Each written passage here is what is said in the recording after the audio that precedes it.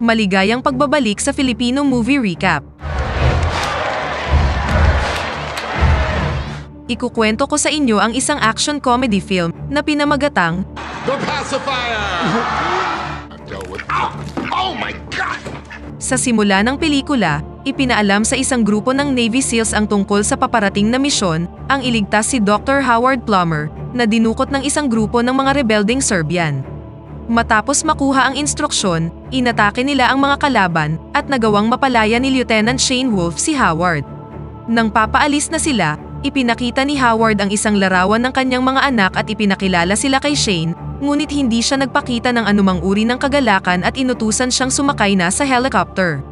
Bago pa nila maipagpatuloy ang kanilang paglalakbay, nabaril si Shane at napatay naman ang propesor sa counter-attack ng mga rebelde.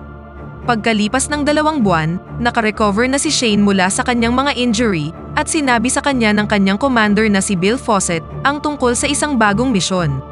Balak ni Shane na tipunin ang kanyang koponan, ngunit pinigilan siya ni Bill at sinabing ito ay isang top secret mission at hindi niya maaaring ipaalam sa iba ang tungkol dito. Ang kanyang misyon ay manatili sa bahay ng propesor upang protektahan ang kanyang mga anak mula sa mga kaaway at hanapin ang secret project na tinatawag na The Ghost, habang si Bill naman ay sasamahan ang balo ng propesor upang hanapin ang safety deposit box. Sa sumunod na eksena, nakarating na si Shane sa bahay at winelcome siya ng balo ng propesor na si Julie. Ipinakilala niya kay Shane ang kanyang mga anak na sina Kate, Zoe, Seth, at Peter, at sinabi sa kanilang siya ang magbabantay sa kanila habang wala siya. Medyo nalilito si Shane nang makita ang 4 na bata, ngunit kalaunan ay napagtanto niyang talagang 5 bata sila, nang ipinakilala ng yaya ang isa pang anak na si Tyler. Matapos maibigay ni Julie ang mga instruksyon para sa mga bata, nagsimula na si Shane sa kanyang trabaho at pagkatapos ay nagset ng mga security camera sa paligid ng bahay. Kalaunan, nagpaalam na si Julie sa kanyang mga anak, ngunit bago ito, inutusan niya silang sundin ang mga utos ni Shane at umalis na patungong Zurich. Nag-aalala siyang iwanan ng mag-isa ang mga bata, ngunit tiniyak sa kanya ni Shane at ng yaya na nasa mabuting kamay ang kanyang mga anak. Nang makaalis na si Julie, bumalik na sa trabaho si Shane ngunit narinig niyang sumisigaw ang isa sa mga bata, kaya nagmamadali siyang pumunta sa living area para lang malaman kung gaano kalikot at kadugyot ang lahat ng mga bata. Nagalit siya sa ugali nila na parang walang pakialam at inutusan silang maging disiplinado, ngunit tila wala silang pakialam sa kanya. Nang dumating ang gabi, may nakita siyang tao sa labas at agad na hinuli ang lalaking nagngangalang Scott, ngunit bago pa siya makapagtanong ng anuman, lumabas si Zoe at ibinunyag na siya ang kanyang kasintahan. Ang kapitbahay nilang mag-asawang Koreano na sina Mr. at Mrs. Chun ay nagalit sa mga umaalingaw-ngaw na alarm sa bahay at pinagalitan siya dahil sa pagiging maingay nila, ngunit humingi sa kanila ng tawad si Shane at tiniyak na hindi na ito mauulit. Hiniling sa kanya ni Zoe na papasukin si Scott sa loob ng bahay, ngunit sa halip na gawin ito, inutusan ni Shane si Scott na mag-push up. Dahil dito, nagalit si Zoe nang isiping baka makipaghiwalay si Scott sa kanya dahil lang kay Shane. Kinaumagahan, pilit niyang ginising ang mga bata ng 6:00. Tinipon sila sa may hapagkainan at pilit silang pinagsuot ng mga espesyal na security band. Kalaunan, nalaman niyang wala si Seth sa meeting at galit na sinira ang pinto ng kanyang silid upang palabasin siya. Ngunit lumalabas na nasa banyo lang si Seth at sinimulang sigawan si Shane dahil sa pagsira niya ng kanyang pintuan. Matapos itong makita, gumawa ng plano sina Zoe at Seth upang mawala na siya sa bahay at nagtapon ng mantika sa hagdan, ngunit ang naging biktima nito ay ang kawawang yaya. Samantala, dumating na si Julie at Bill sa Zurich, kung saan ipinakita sa kanila ng bank manager ang safety deposit box, ngunit nabigo silang maibigay ang tamang password kaya't hindi nila ito makuha-kuha. Matapos mahulog sa hagdan, nagpa siya ang yaya na huminto na sa trabaho, ngunit ayaw siyang paalisin ni Shane dahil hindi niya kayang alagaan ng mag-isa ang mga bata. Habang nakikipag-away upang ilayo siya sa pintuan, bigla siyang nakatanggap ng tawag mula kay Julie at sinabi sa kanyang kailangan niyang manatili pa ng ilang araw sa bahay. Sinubukan niya ang kanyang makakaya, ngunit kinagat siya ng yaya at tumakbo palabas ng bahay, kaya wala na siyang ibang choice kundi alagaan ang mga bata. Ipinaalam niya sa kanila na hindi pa makakauwi ang kanilang ina, ngunit sinimulan nilang sabihin kay Shane ang tungkol sa kanilang mga problema. Nagsimula ang kanyang paghihirap nang mapilitan siyang palitan ng diaper si Tyler, habang si Kate naman ay patuloy siyang iniinis gamit ang mga kalokohang tanong. Kinaumagahan, nag-order siya ng pagkain para sa mga bata, ngunit nasira ang almusal dahil natakot si Tyler sa pagduling-dulingan ni Kate at sinira naman ni Peter ang mesa. Kalaunan, nakatanggap siya ng tawag mula sa paaralan ni Zoe at Seth at inutusan na makipagkita sa kanilang principal. Pagkatapos ng tawag, nag-impake na si Shane at naghanda ng pumunta sa paaralan sa pamamagitan ng pagdadala sa kanilang lahat sakay ng isang minivan. Nagawa niyang makarating sa paaralan sa tamang oras at ipinakilala siya sa lalaki na nagngangalang Dwayne Murney na sinimulang pagalitan ang mga bata dahil sa pagiging absent nila sa klase. Ipinagpatuloy niya ang kanyang pagmamayabang, ngunit pinatigil siya ni Principal Lauren at inutusan siyang lumabas upang tingnan ang paaralan.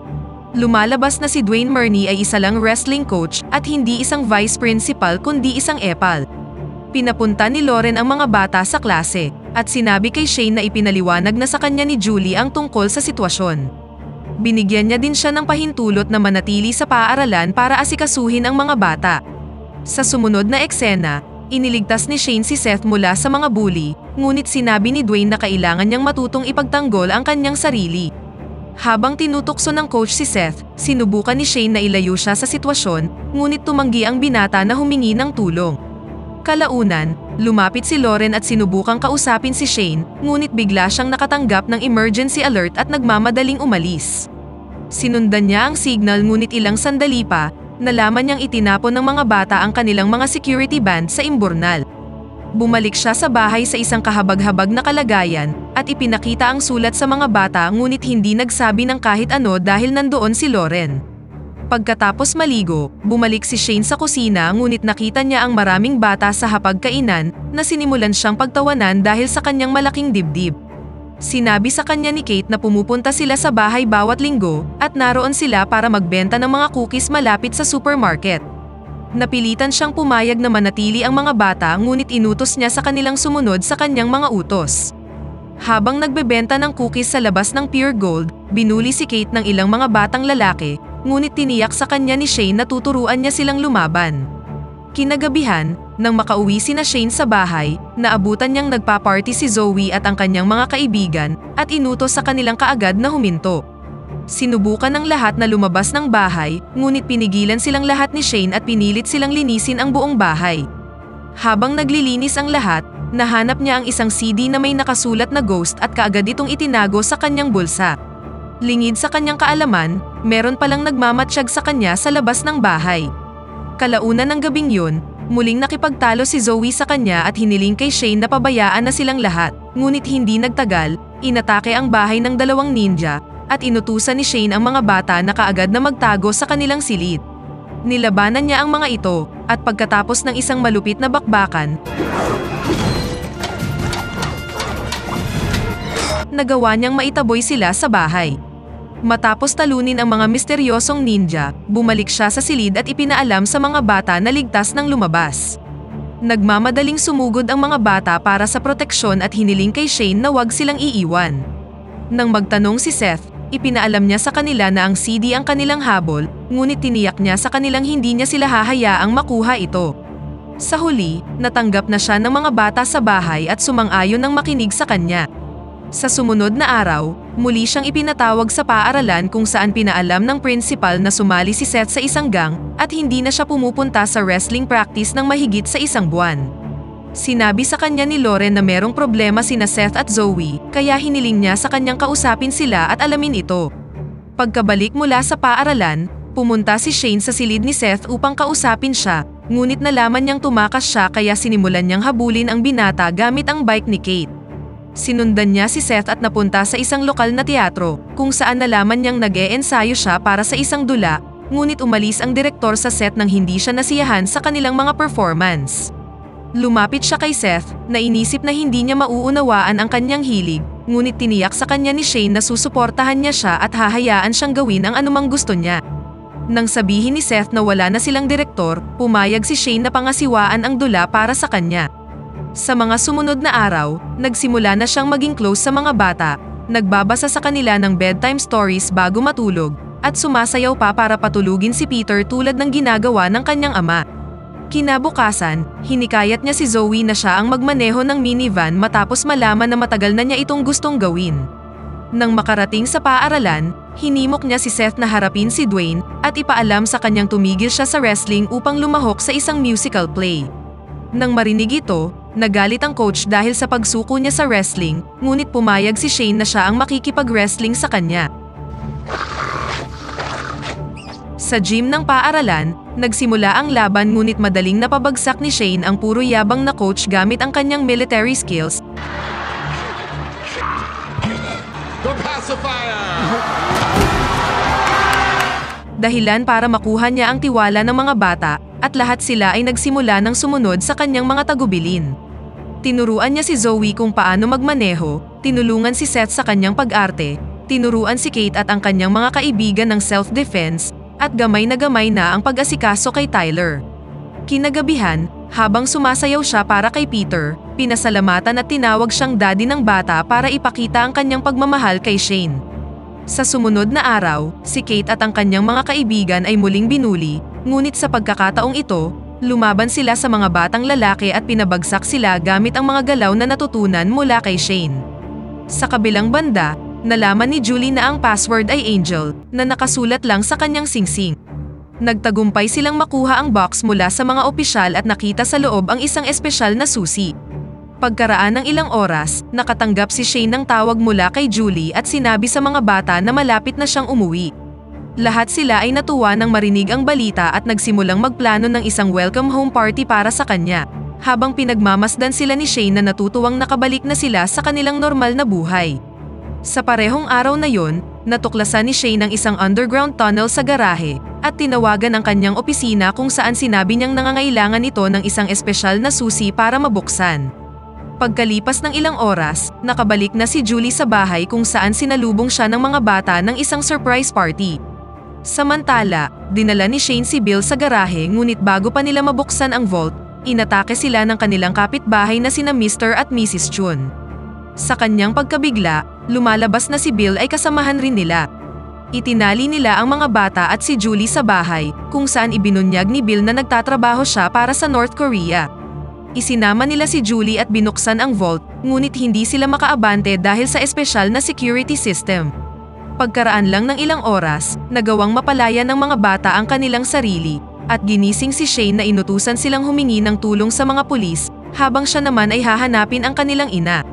Umalis ang mga bata sakay ng minivan, ngunit sinimulan silang habulin ni Mr. Chun gamit ang kotse ni Bill. Kalaunan, dumating si Shane para tulungan si Julie at nalaman niya na ang sayaw para kay Peter ang susi para makapasok sa loob. Nang makarating sa dulo at pagkatapos talunin sina Bill at Chun, sa wakas ay nabuksan na nila ang safe. Samantala, dumaan ang mga bata sa labas ng paaralan at pinasunod ang mga pulis sa kanilang bahay. Gayunpaman, nang sila'y makarating, dumating din si Mr. Chun, tinutukan sila ng baril at inutos na ibigay sa kanila ang ghost. Nang makitang nasa panganib ang mga bata, dinistract siya ni Shane sa pamamagitan ng pag-utos sa alagang itik na si Jerry na atakihin siya, habang si Lauren naman ay nagawang mapabagsak si Mr. Chun. Pinasalamatan niya ang principal sa pagtulong sa kanya, ngunit inistorbo sila ni Kate. Binigyan niya si Shane ng litrato ng magkakapatid upang hindi niya sila makalimutan at ipinahayag ang kanyang pagmamahal para sa kanilang yayo. Sa huling eksena, dumalo silang lahat sa musical play ni Seth kung saan gumanap din ang wrestling coach bilang isang madre. Sinabi ni Shane kay Lauren ang tungkol sa pagreretiro niya mula sa Navy at ang plano niyang maging bahagi ng paaralan bilang bagong wrestling coach at dito na nagtatapos ang pelikula. Pakipindot naman ang like button kung nagustuhan mo ang pelikula at kung hindi naman, pindutin mo ng 2 beses ang dislike button para lang makasiguro.